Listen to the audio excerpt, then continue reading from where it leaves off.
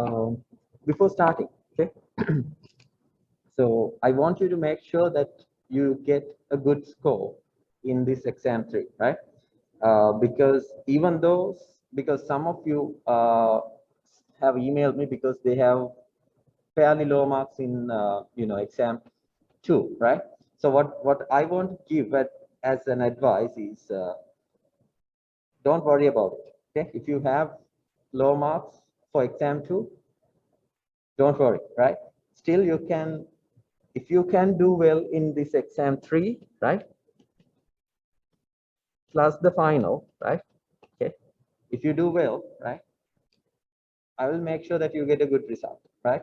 And I'm pretty sure that more than half of the class, okay, approximately half or more than half will get an A, right? So actually the class is doing good, right? But you have to maintain it, right? Okay, that's my fear is, right? Because in the exam 2 there was a drop, but if you can make it up in exam 3 and final, you all of you will be getting a very good result at the end of the semester, right? So right. So don't lose your hope, right? Most of you, right, can get an A without any issue. But exam 3 and final are crucial, right? So work hard on it, right? Okay, right. Let's start today's session, right? So I will start from question number 6. Okay, so that one is easy, right? A long distance phone company wishes to estimate the mean duration of a uh, long distance calls originating in California. A random sample of 15 long distance calls in California yields the following durations in minutes. Use the data, okay, here's the data, and use the data to obtain a point estimate of the mean call duration of long distance calls, right? So basically what you need to do is this, right? First of all, right, remember what point estimates are, right? Point estimate. So we use point estimates to estimate a population thing using a sample, right? For example, if you want the population mean mu, right? This is the population mean mu. This is what you are after, right? And what do you do? You cannot go through this whole population. Instead, what do? You take a small sample, and instead of population mean, you calculate sample mean. Okay? And from this sample mean, you can estimate the population mean, right? So the best, it can be proven that the best estimate for the population mean, right? If you want to estimate the population mean, the best is going to be the sample mean, okay? Which is x bar. Okay. So what do you need to do here? We want a point estimate to the mean duration call, right? Okay. So point estimate to the mean duration call. That means we want to estimate the population mean. And what's the best point estimate that we can give? The sample mean, right? So we have the sample here, right? You simply need to calculate the sample mean. That's all you need to do, right? Okay. In other words, you need to calculate this x bar, right? That means you add all of these xi's, divide by sample size n. Add summation xi means add all the observations individually and divide by the total number, right? That's how you find the average, right? Or the mean. So what do you need to do? You add all of these, 2 plus 4 plus 3 plus and so on, right? I'm not going to write all. Instead, I put some 3 dots to say that you're going to add until this last point, 37. Okay. 2 plus 37. Okay.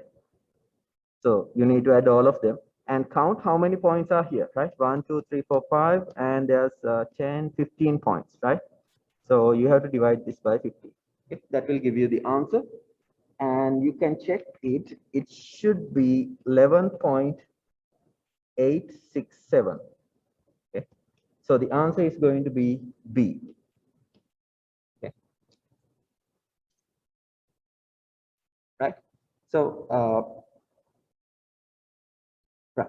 So if I want all of you to do these calculations by yourselves as well, right? Okay. Even though you haven't done it right now, maybe you might have done, maybe not, right? If you haven't done it, do it again by yourself and check whether my answer is correct, right? Okay. Let me know if there is a contradiction between my answer and yours. I can double check it, right? Okay. So, because I may do simple mistakes when I'm doing the calculations, right? But most of the time I'll be good, but it's better if you can do by yourself. And if there is a contradiction between my answer and your answer, email me definitely, right? Okay, so I can check that. Okay, right. Question number 7.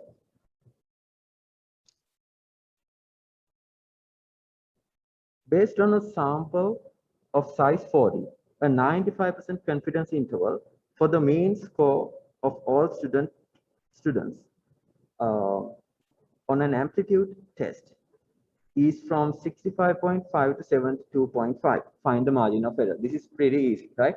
So let me tell you this first, okay? So what is an interval estimate? Okay. In point estimate, we give only one single value. Okay. In interval estimate, we give an interval, right? A range from here to here. You will find the mean, right? The mean of the population will be within these two values, right?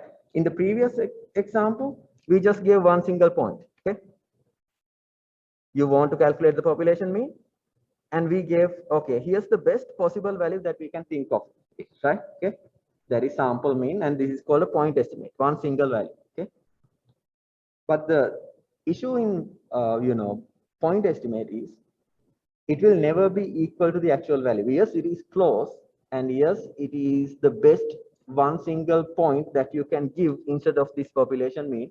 But still, there is a small issue. That is this one single digit will never be equal to the actual thing, right? Okay. So it doesn't mean we should ignore this, right? Okay. This is very important. These point estimates are very important. But there is an issue of this value, right, will never be equal to the actual thing, right? So a better option would be going for an interval. Instead of giving one single value, you're going to say the mean will be within these two values. Okay. That's what we're going to do. And okay. And how do we create this interval? We create this interval by doing something like this. We use the point estimate. Okay. That's why I told you point estimate is important, right? Even though we come to interval estimate, inside it, we're going to use point estimate, right? We're going to take the point estimate and add and subtract a thing called the margin of error. I will call it ME, margin of error, right? Okay. Add the margin of error, subtract the margin of error. Okay. So what do? You take the point estimate, add and subtract the margin of error, you will get the interval estimate. Okay. Now, okay. Now there is an equation. There are two main equations to create this confidence intervals. But before going there are some questions that they can build using this concept of creating this interval estimate. Okay. So you need to have this also in your mind. How do you create the interval estimate? You create it by taking the point estimate and adding and subtracting a thing called the margin of error. Okay. So when you create the interval estimate, okay, the length of the interval, what can you tell about the length of this interval? Because you take the point estimate, add a margin of error, subtract the margin of error. So what can you tell about this length? It should be 2 times the margin of error, right? Okay. So therefore, we have an equation like this. Length of the interval estimate is equal to 2 times the margin of error. Okay. Now, this is what we need to use to answer this question. Very simple equation, right? Now, we are given the answer for the interval estimate, right? An amplitude test, yes. Based on the sample size of 40, 95% confidence interval for the mean score is going to be this 65.5 to 72.5. Now we are not asked to calculate this interval estimate. Instead, you are given the interval estimate in this question, right? Okay, so there are other questions, a little bit tougher ones than this, where you need to calculate this interval estimate, right? But here the interval is given to you. What they're asking is, what is the margin of error, right? So if the interval is given, what do you need to do? You can calculate the length. Okay, so this interval is from 65.5 to 72.5. What is this gap? It is going to be 72.5 minus 65.5, which is going to be how much? 7. Okay. Now, what is margin of error? This length is equal to 2 times the margin of error, right? So this length is equal to 2 times the margin of error. So length, we know that it is 7. It is equal to 2 times the margin of error. So margin of error, I wrote this margin of error by ME, right? So margin of error should be equal to 7 divided by 2, okay, which is 3.5. So this is the margin of error. Okay, let me write it as margin of error, right? Margin of error, okay, is 3.5. Okay, so you find the length divided by 2, you get the margin of error, right? Simple as that. So the answer is going to be A. Question number 7, answer A. Question number 8. Question number 8. Okay. Find the value of alpha that corresponds to a confidence level of 98.6. Okay. I think you remember this, right? So we did, usually we are doing this for 95%, 90%, or 99%. So those are the standard confidence values, right? So this is not a standard one, right? They just want to check whether you know how to calculate alpha, right? So let me remind you this. If the confidence level is 95%, what is alpha? Yes, if you're 95% confident, alpha is the error that you are allowing. So that means the rest of the 5% is the unsure part, right? If you're 95% confident, 5% you're not confident, right? So that is going to be your alpha, but you don't write it as a percentage, you write it as a decimal, right? So 5% as a decimal, how do you convert a percentage to a decimal? You divide that by 100, right? So you get 0.05. Okay, so if 95%, alpha is 0.05. If it is 90%, alpha is going to be 0.1. Okay, so what you're basically doing is this. Okay, so if you're 95% confident, that means as a probability, it's 0.95. If you want alpha, you take 1 minus that value. Okay, you will get this. If you're 90% confident, as a decimal, it is 0.9. If you want alpha, you take 1 minus that confidence level. Okay, right. Now you do the same thing. Now alpha is how much?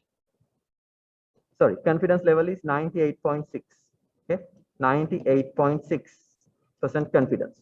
So this as a probability, right, or a decimal is going to be 0.986. Is that okay?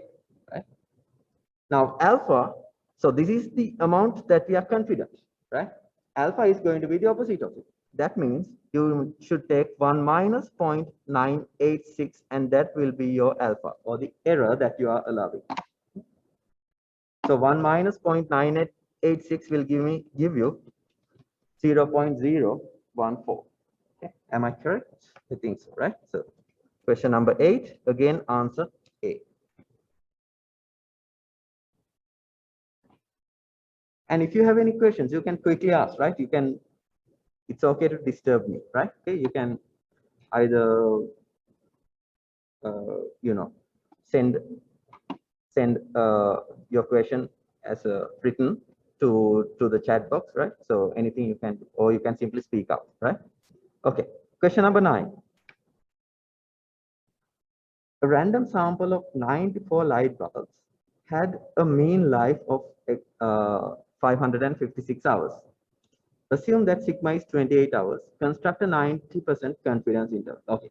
So this is the toughest type of questions that you would get from chapter 8 or interval estimates, right? Now, to do this, it's actually very simple, right? There are only two equations that there are to find these confidence intervals, right? So if you want to find confidence intervals, okay, it is the same as interval estimates, sorry, right? Interval estimates. If I say interval estimate or confidence interval, I'm meaning the same thing, okay? There are two equations. One is x bar plus or minus z alpha over 2 sigma over square root n. This is one major equation. And the other is x bar plus or minus t alpha over 2 comma n minus 1.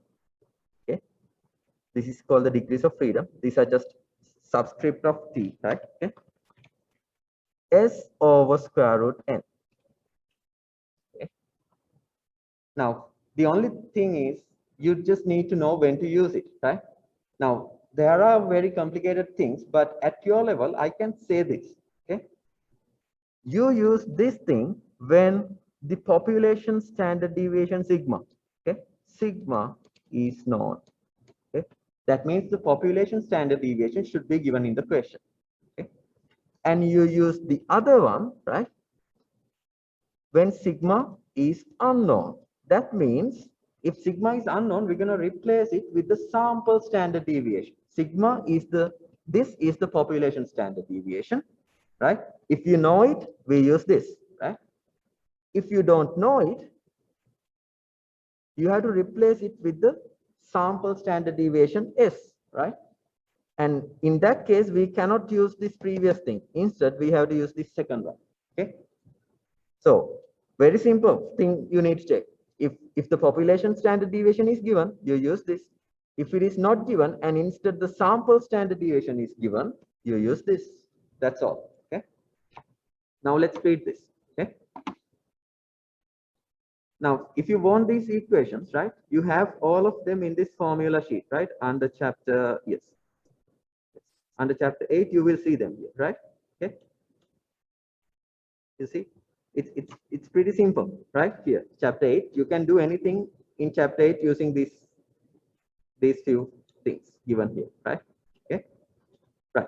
Okay, now let's see which one to use here, because in the exam, not like in class, right? You are not told which equation to use out of these two. That's the main thing.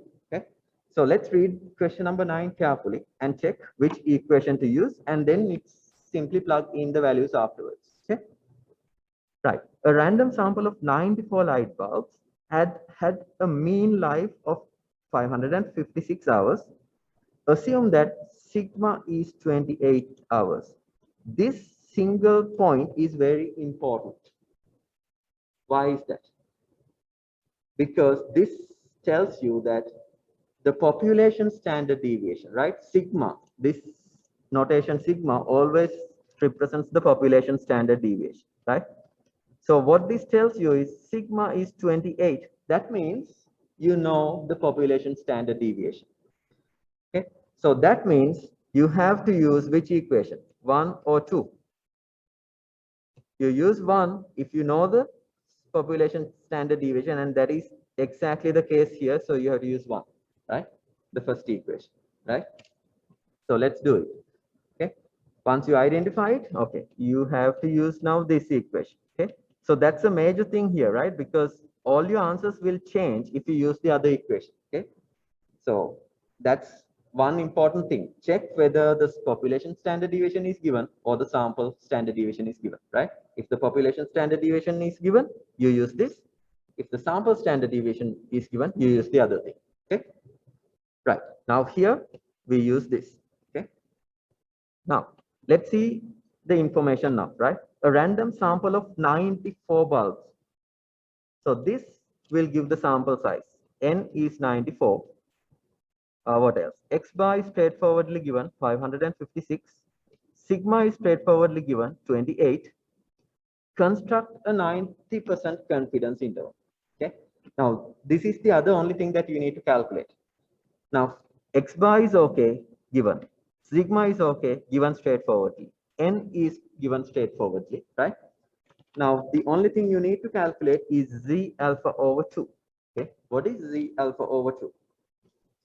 Now, you need to remember this. Okay, if you have Z alpha, that means when you have this alpha, this much of a probability towards the right of the standard normal curve, the value here is denoted by Z alpha. Okay. Similarly, if you say Z alpha over 2, that means when you have alpha over 2 probability towards the right, the value here is denoted by Z alpha over 2. Okay. Now, do we know alpha? Yes. How? Because we know alpha using this. If you are 90% confident, right? If you need to construct a 90% confidence interval, then your alpha is going to be how much? 90% confidence. That means alpha is going to be what? The rest, right? The error, right? If you're 90% confidence, 10% you're not sure, right? Or you can do it in the same way that we did before, right? 90% means 0.9. This is the confidence level that we have, right? That means the surety of our answer. That, in other words, we have an unsurety of this much. Okay, so alpha is going to be 0.1. Okay? Okay, you can think of it in any way, right? You can think in this way as well, right? If you are 90% confident, that means 10% you are not sure. 10% as a fraction is 0.1, right? That is your alpha. Okay. Now, actually, we don't need alpha. We need alpha over 2, right? So alpha over 2, you simply divide this 0.1 by 2, right? You will get 0.05. Okay. Now we need to calculate Z alpha over 2. C alpha over 2 is now this, okay? Because alpha over 2 is 0.05. This means when you have 0.05 probability towards the right, the value here, okay? This is this, okay? Now, to calculate this, we need to use the table, standard normal table. Now, we know this probability and we want a value on the z-axis, okay? Now, note that in the standard normal table, we don't have probabilities towards this side. Okay? Instead, we always have probabilities towards this side, left-hand side, right? So, if you have 0.05 probability towards the right, how much is there towards the left? This whole curve is going to have a probability of 1, right? We know that, right? So, this left-hand side part should be 1 minus 0.05, which is 0.95. Okay. So you look for 0.95 or the closest value to 0.95 in the table. Okay. So let's go ahead and look for 0.95 or the closest value to that. 0.95. Okay. Here are I cannot exactly find 0.95, right? I can find the nearest closer lower value and the nearest higher value, right? Okay. Now, out of these two competing values, if there's one value that is closer than the other, no issue, you take that as the answer, right? But there is a problem here. There's no clear-cut winner out of these two values because the gap is the same. Okay? What I mean by this is this, right? I was looking for 0.95 in the table, right? I cannot exactly find 0.95, but I found 0.9495, which is the nearest lower value to 0.95, and 0.9505, which is the nearest higher value, right? Now, usually what we do is if one is closer out of these two, we pick that and remove the other, right? But here, there's a problem. The problem is the gap between this and 0.95 is like, you know, you can say it's like 5, right? You can think of this as 9,500, this as 9,495, the gap is like 5, okay? If you think this as 9,505 and this as 9,500, like gap is 5, right? Okay. So the gap is the same, right? That's what I need to tell you, right? The gap is the same. Now, therefore, what you need to do is you cannot ignore any of these. You have to take both of them, right? So you have to take the z value that corresponds to this.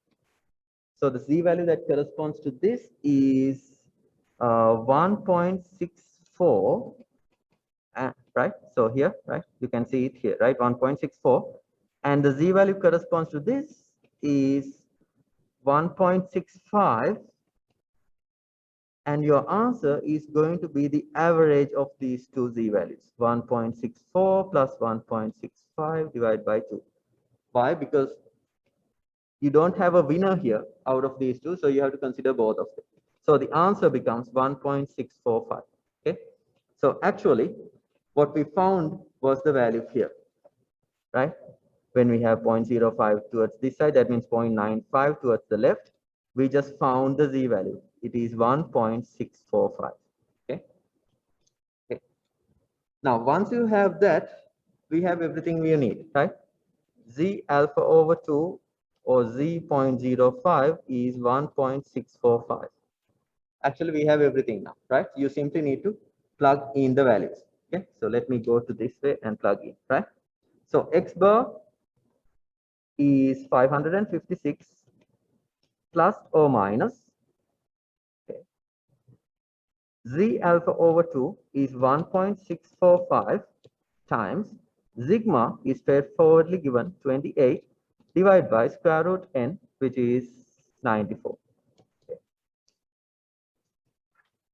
And if you do the calculation, right, this is the way to do it. 556, you keep it like this, and you do the calculation for this part separate, right? Okay, and you do that using the calculator, you will see the answer is 4.7507.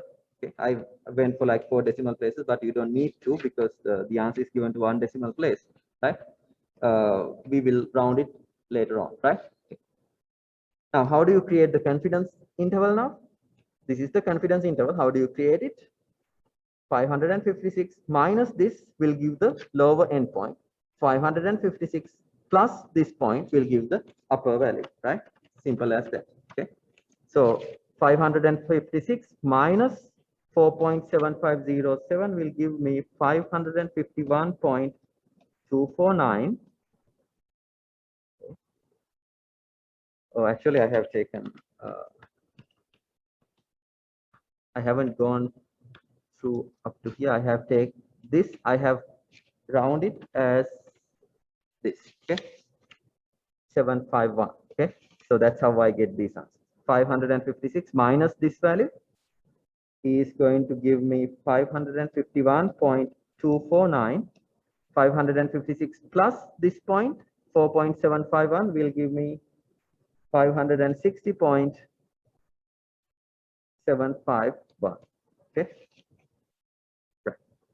And now, if you look at the answers are round to the first decimal place. So I don't need 3 decimal places. I can round it to the first decimal place. So if I round it to the first decimal place, I get 551.2. Here I would get 560.8, because 5 will make this 7 increase by 1. Okay. So do we have an answer now? Let's see. Yes, the answer is going to be C. Okay.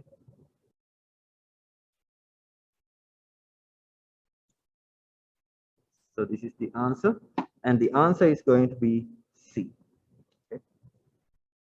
551.2 to 560.8. Okay. Right. Now we have several questions with the same format. So now I think I can do it a little bit quickly, right? Question number 10. A sample of 37 people were randomly selected. Okay. The time taken for each person to polish a finished shoe was measured. The sample mean was 4.4 minutes. Okay, so when you're reading this, note these things, right? So this is the sample mean or X bar, right? X bar is 4.4 and sigma is 0.47. Very important point again. Why? Because at this point, when you read this, you know that the population standard deviation is given to you, right? That means you have to use this equation. Okay. This is out of the way. T alpha over 2 comma n minus 1 s over square root n. This is out of the way. right? Why? Because sigma is given in the question, or the population standard deviation is given. Okay. Okay, let me write down the things given. X bar is 4.4, a sample of 37 people, so n is 37. Construct a 90% confidence interval. Again, a 90% confidence interval, so I'm not going to do the z alpha over 2 calculation again, right? Remember, 90% confidence, that means alpha is the rest of 10%, as written as a decimal, you get 0.1. So alpha over 2 is 0.05. Z alpha over 2, right? That's what you need in the end. That means when you have 0.05 probability towards the right, the value here is what you need to find, right? And we just found it in the previous question. That is 1.645. So I'm not going to do that calculation again. I'm straightforwardly going to substitute these values now, right? Okay. So X bar is 4.4. Now just plug in the values. Okay. X bar 4.4. Sorry. 4.4 plus or minus Z alpha over 2 is 1.645. Sigma is 0.47 divided by square root n is 37. Okay. Again, take the answer for this part first. That will make things easier, right? Okay. So question number 10, you will get this part as 0.1271. Okay. If you do this calculation using the calculator, you will get this answer, 4.4 plus or minus, right? So 4.4 minus this value will give the lower endpoint. 4.4 plus this value will give the upper endpoint of your confidence interval. Okay. So let's do this. 4.4 minus 0.1271 will give me 4.273. And if you add 0.1271, you will get 4.5271. Okay, sorry. Okay. 4.2729 actually. I did a mistake. Okay. Then 4.5271. Okay. Now this is for the correct to 4 decimal places, but the answers are given correct to 3 decimal places. So next step is to round this to 3 decimal places. 4.273, because this is 9, right? If you want to round it to the 3rd decimal place, you have to get the answer for 4 decimal places. So since this is 9, this becomes 3. Since this is 1, this remains as it is, right? 4.527. Okay. So the answer is going to be 4.273, 4.527. Answer is C, right? Am I correct? I think so, right? So, right. Okay. Yeah. Answer is going to be C. Right. Question number 11. A parcel service randomly selects 41 received packages. Okay. So now I'm going to write these things while I'm reading, right? So N is 41. Has a mean weight of 14.2 pounds. So the sample's mean is 14.2. That means X bar is 14.2. Assume that sigma is 3.8. At this point, you know which equation to use out of the 2 equations. So you know that you have to use this. Okay. Then construct a 95% confidence interval. So the confidence level is different now. So you have to calculate Z alpha over 2 again, right? So I'm going to do it quickly. So 95% confidence, that means 5%, not sure, right? That means alpha is going to be 0.05 and alpha over 2 is going to be half of this, right? If you divide 0.05 into 2, you will get 0.025. Okay. So this is alpha over 2, but we don't need alpha over 2 as well. We need Z alpha over 2, right? So we need Z.025 in this question, right? Now, what is this?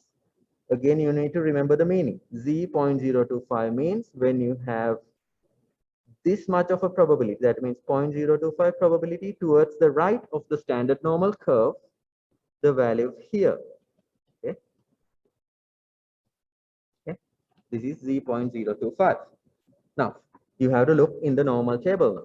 But when you're looking in the normal table, the probabilities are towards the left-hand side, right? So you have to convert this probability to a left-hand side probability. So if you have 0.025 probability to the right, to the left, you should have 1 minus 0.025 probability. In other words, 0.975. Okay. So in the standard normal table, you look for 0.975. Okay. Okay. You look for 0.975 or the closest value, right? So 0.97. Okay. Now here we are lucky, right? We can exactly find what we need. 0.9750 is there, right? And the answer is 1.96. You don't need to worry about comparing two things because we can exactly find the value that we are looking for, right? So 0.9750 is created by 1.9 from this side, and the second decimal place is here 6. Okay, so 1.96. Okay, so the value here is 1.96. Now we have all the ingredients that we need to calculate this, right? So we have x bar, we just calculated z, sigma is given, n is given. Just need to plug in the values. So x bar is 14.2 plus or minus z alpha over 2, we just figured it out, it is 1.96 times sigma is 3.8, again straightforwardly given, square root n, straightforwardly given again in the question. Okay. So let's do the calculation. Plus or minus, if you do this calculation, you will see the answer is 1.163. Okay. And you would get 13.0368 to 15.3632. Okay. So actually I wrote here for 3 decimal places, got the answer for 4 decimal places because I was plugging in the calculator. So I may had a lot of decimals. So I ended up writing it into 4 decimal places. But now look at the answers. The answers are correct to how many decimal places? Only 2 decimal places, right? So just you just need to worry up to here, right? Okay, you don't need 4 decimal places to round it to 2, right? If you're rounding it to 2 decimal places, you should get your answer up to 3 decimal places, right? 1 decimal place more. Okay. So 2 decimal places, you get this as, since there's a 6 here, this will become 13.04.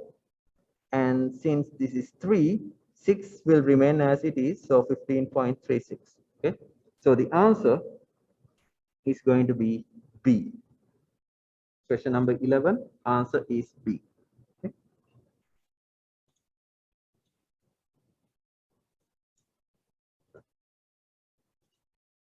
12. Okay, question number 12 is easy again, right? We did this actually. A confidence interval for a population mean mu has length 138.9. Find the margin of error, right? You know how to answer this, right? Because the length of the confidence interval, you create the confidence interval by taking the point estimate and adding a margin of error, subtracting a margin of error. So this length of the confidence interval should equal to how many margin of errors? 2 margin of errors, right? Okay. So length of the confidence interval is equal to 2 margin of errors. So the length is given as 138.9. It should equal to 2 times the margin of errors. So the margin of error is simply this length divided by 2, okay, which will give the answer as 69.45. Okay. So the answer is going to be D here. Okay. Question number 12, answer D. Okay. That is easy, right? You're given the length, you simply divide it by 2 to get the margin of error. Question number 13 is exactly the same, so I'm not going to waste much time, right? So the length is 184.8. You divide that by 2, you will get the margin of error, right?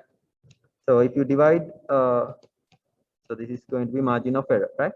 So 184.8 divided by 2, 92.4, right? So the answer is B. Question number 13, answer B.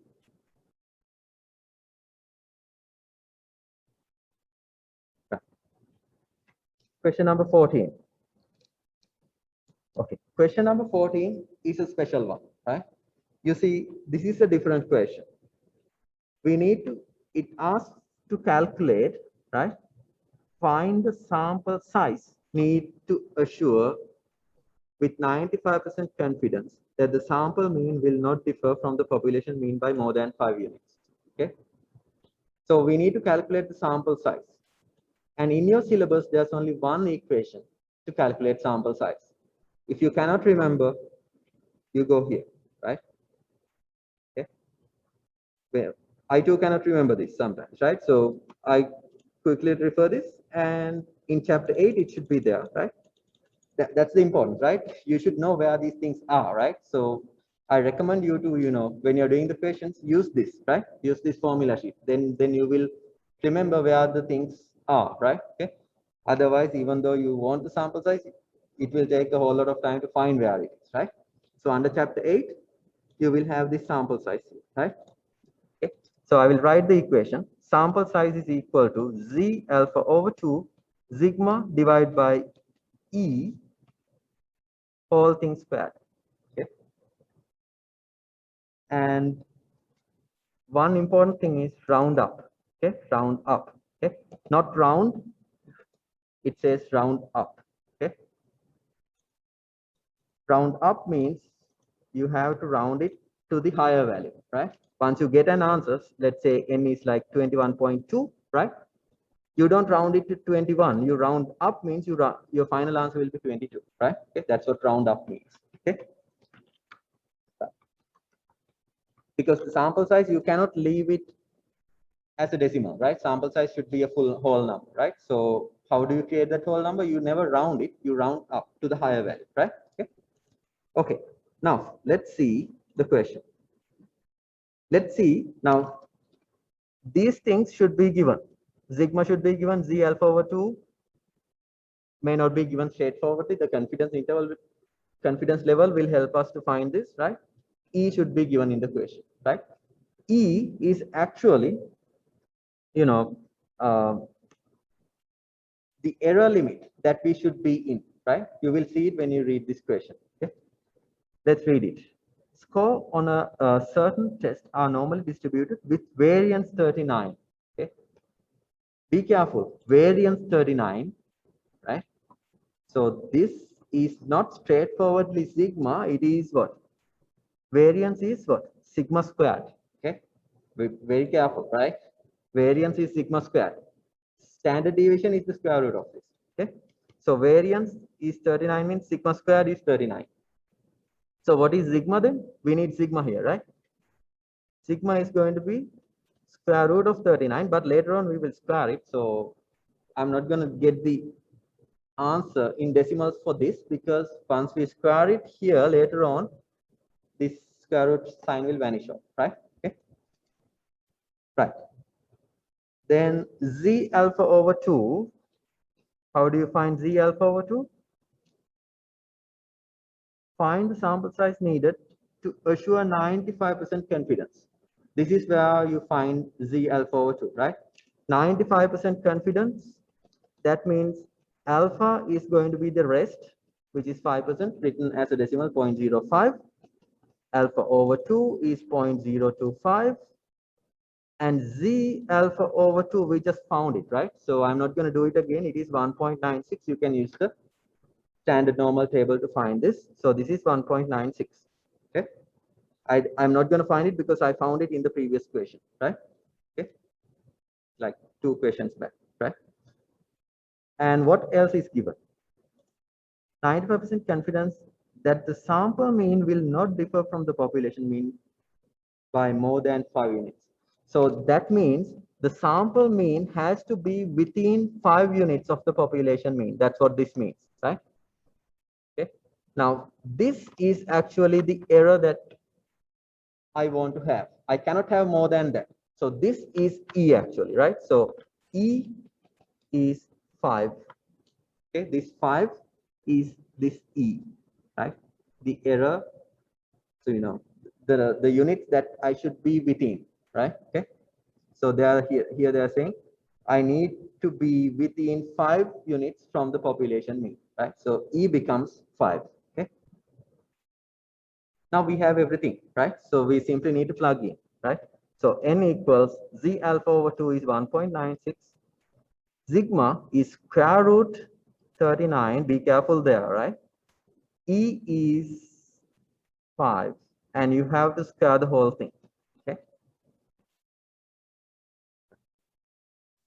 And you can do the calculation using a calculator, and you will see the answer is 5.992. I'm not going to do the calculation because you can use the calculator and simplify it, right? Answer is 5.992, but you cannot stop here. You have to round it up. So the final answer is going to be, if you round 5.992, round up, you will get 6, right? So the answer for question number 14 is going to be C. Okay. Okay. Let me quickly do question number 15 as well. It's the same thing. Okay. Weights of women in one age group are normally distributed with standard deviation 16. When I'm reading it, I'm going to write that. A researcher wishes to estimate the mean weight of all women in this age group. Yes. Find how large a sample must be drawn. That means we need to find the sample size in order to be 90% confident, right? So 90% confidence, that's a problem. We need to find now Z alpha over 2. Oh, actually, we found it again, right? We found it previously. So I'm not going to do it again, right? If 90% confident, Z alpha over 2 is 1.645. Now I can remember it, right? Okay. That the sample mean will not differ from the population mean by more than 3.7 lb. So this is E. Okay. So I don't think I need to redo this again, right? I simply take this answer, right? If 90% confident, alpha is 0.1, alpha over 2 is 0.05. That means Z alpha over 2 is what we need. That means Z 0.05. Then this value, we found it to be 1.645, right? Okay. You look for 0.95 in the standard normal table, and you see that there are two competing values with the same distance. So you take the average of those two Z values, you get this answer. Okay. We did it, right? You can refer back to a previous question to find this, right? Okay. So Z alpha over 2, we have it. E, we have it. Sigma, we have it. What is the equation? Now I think I can remember this. It is Z alpha over 2, sigma over E whole thing squared. Okay. Let me double check it, right? Z alpha over 2, sigma over E whole thing squared, right? So let's plug in Z alpha over 2, 1.645, sigma 16. Okay. Now here there's no issue, right? The standard deviation sigma is 16, right? In the previous question, there was a slight thing, right? Instead of standard deviation, the variance was given, right? So in that case, you should understand that standard deviation is the square root of that variance. Okay, right? So 16 and E is 3.7, and you square this. Okay, and you do the calculation. You will see the answer is going to be like 7.1135 whole thing squared. So this whole thing boils down to 7.1135, and you square it, you get 50.602, right? Now you have to round this up. Okay, if you're not rounding, you always round up. That means nearest higher value to 50.6 is 51. So the answer is going to be D. Okay, so question number 15, answer D.